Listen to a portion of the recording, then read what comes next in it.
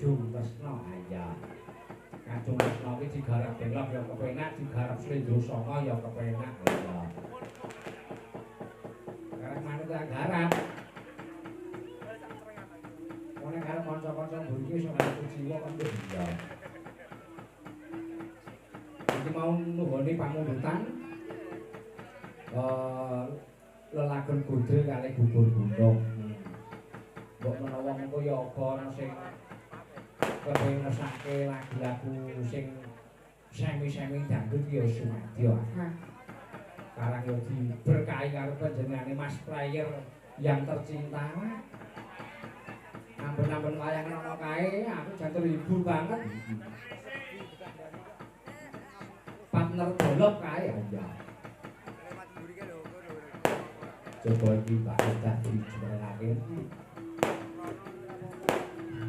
Dijumenengake apa disepote iki? Sepote melu kanca-kanca mburi. Nganggo mawar kuning ya kenapa? Mawar kuning bukane saka drap duduk. Bukane saka gembung. Monggo Mas Yadi.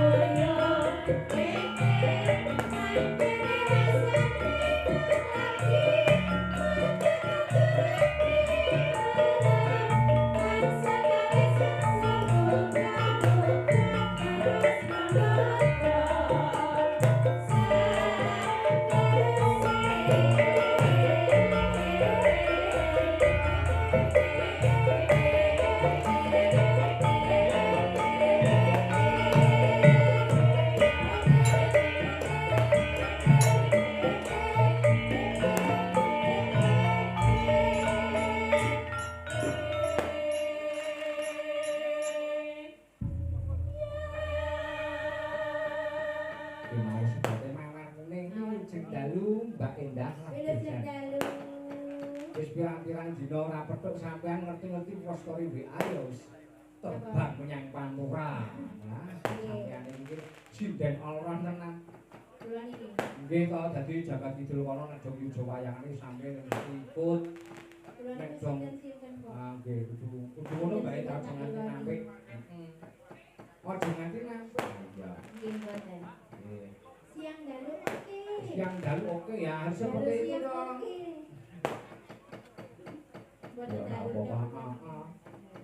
Ya kejabane nek awan ki ana ayahan sing ra kok ditinggalke tegese ayahan ngono.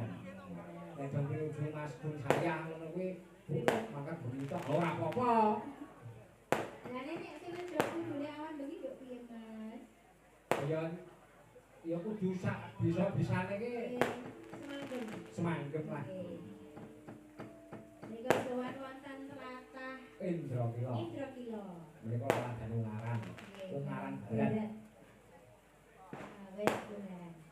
Jenengan mriki wau sareng sinten kanca-kanca ki, Le? Nggih, sareng kalian Pak Gun dan kawan-kawan. Pak Gun dan kawan-kawan munggah sengkan ngandhap wau pripun? Reaksine kanca-kanca pripun? Piye wae? Biasa. Karang ya ngreka-ngreka niku. Biasane kula sak pindah semut gatel dadi. Oh, aneh. Tretek niku nggih? Nggih. Nah, kula nggih kulino. Kula nggih kulino nggahi wong ana barang kula. Tahu to, Mas? Tahu kula niku nggahi sumarah.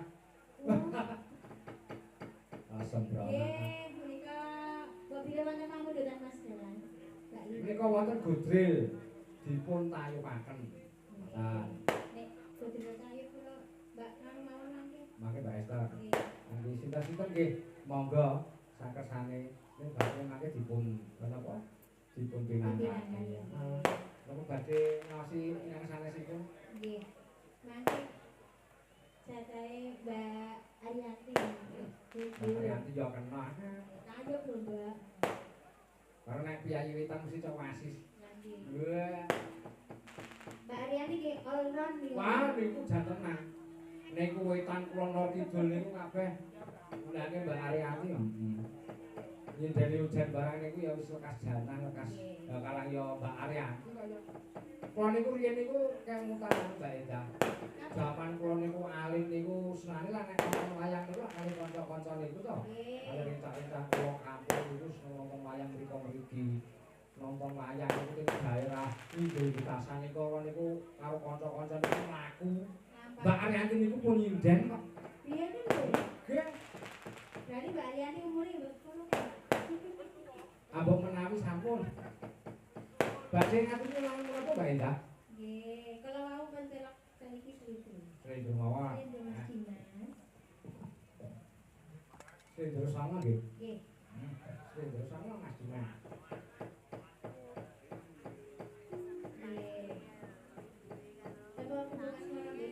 Bubuk aspal niki. Dereng wonten.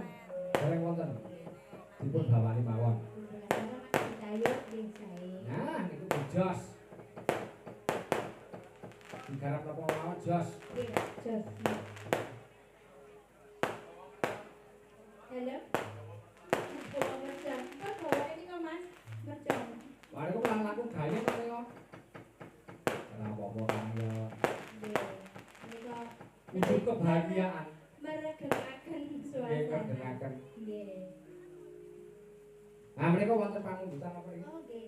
Napa, Mas? Pak Yadi Muda Carita. Ah, menika pepunden kula saking leladan Salatiga. Oh, Salatiga.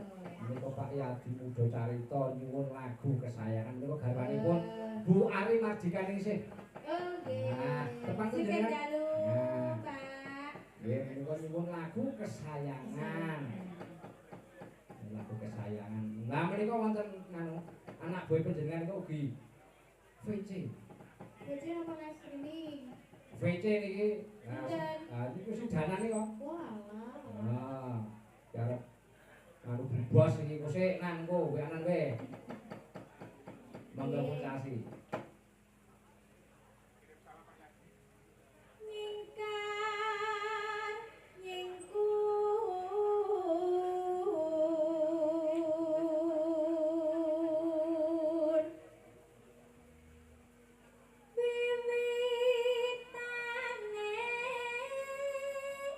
nyingkar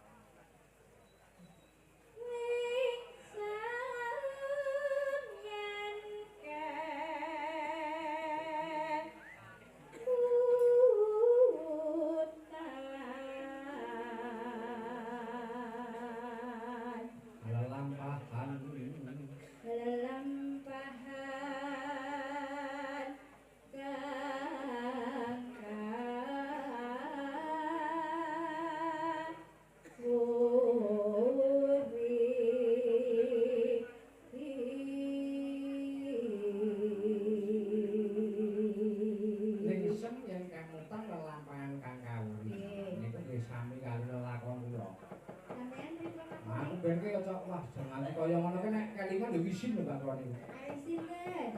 Nanti kali risane ku. Ya oh. Teh gubuk ya teh gubuk asmara niku. Apa sih? Teh gubuk asmara tunggu pari tunggu mereka. Mereka kata pari. Gubuk asmara tengah sawah. Nah sawah. Tresno tulus nedyaningku bekas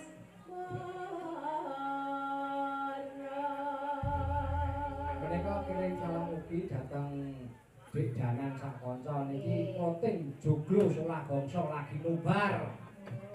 Nobar apa? Nah, kalih Mas kalih Pak Taat dan kalih Bapak kalih Simbang nggih Mas. Nyuwun lagu ninggal katresnan mangke dipun kangge. Gubuke Asmon sik kaya napa?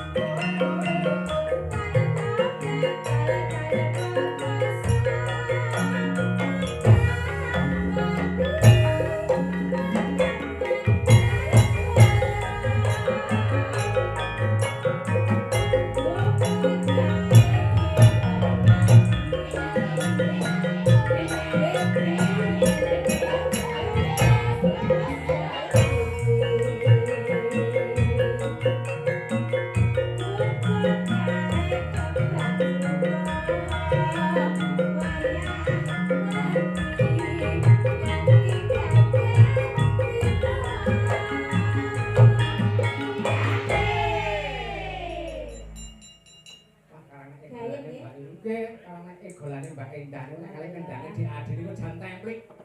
Sing templik iki nggih Dek Risa. Sinten Risma. Dek Risma. Oh, Ayo Risa. karang yo encone kan ya. Encon ing ngendi? Encone griya niku nggih teng griya nggih teng gawean. Sajen iki Mas. Nggih. Pun terasaken monggo. Nggih.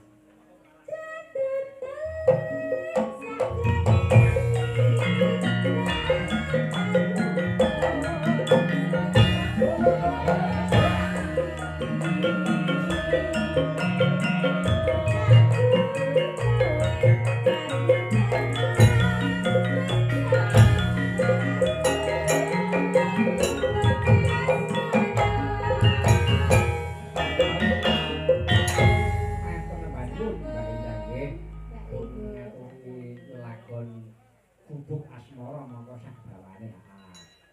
Menika ugi wonten pangun lagu saking Pak Suryono Baru Krinting badhe nyuwun sambung wanci dalu wau sampun. Iki pinangkane tegese wisah.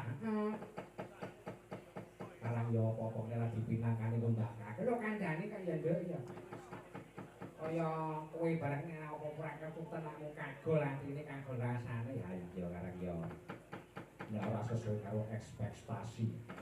Tetembunganmu wis ora tegese tidak sesuai dengan keinginan untuk marai lho. Ya ora apa-apa sampeyan lak ndurke difermentasi. Ya omong apa? Iki jumenengake sandine. Iki Mbak Ayu ku saka Gladak Sari, Boyolali. Jumenengake kaya ngomong terus terang yen pancen kowe bosen.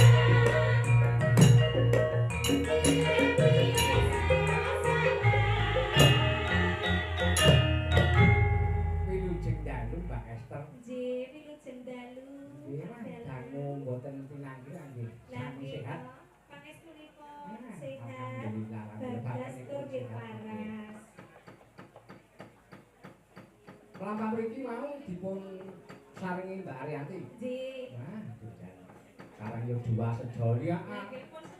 Ampun sepel kita riyen nggih. Ana Mbak Esther yo mesti ana Mbak Ariyanti. Ana Mbak Ariyanti mesti ana Mbak Esther.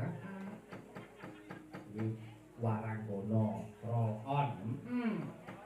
Yo kok Bu. Roll on niku deodoran. Obat kelek. Nek teng daerah Kilen niku ngarane Waranggono sing pun wasis niku ngarane wah presiden roll on all run ngono kae. Ora kok. Arang yo piyayi iki yo etengan grabyak semangat. Nggih, Mas. Ya tuh kudu geleman. Geleman dijot mriko. Nah, nggih mboten gelem sing sanes-sanes to.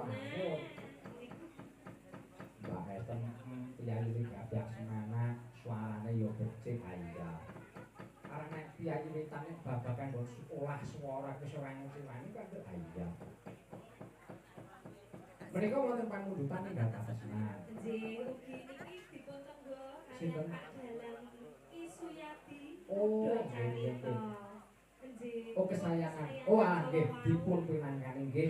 Sungkem kula boten datang Pak Yadi. Nggih, pikantuk salam mugi kagem Pak Dalang. Oh, nggih, nggih. Matur nembah nuwun.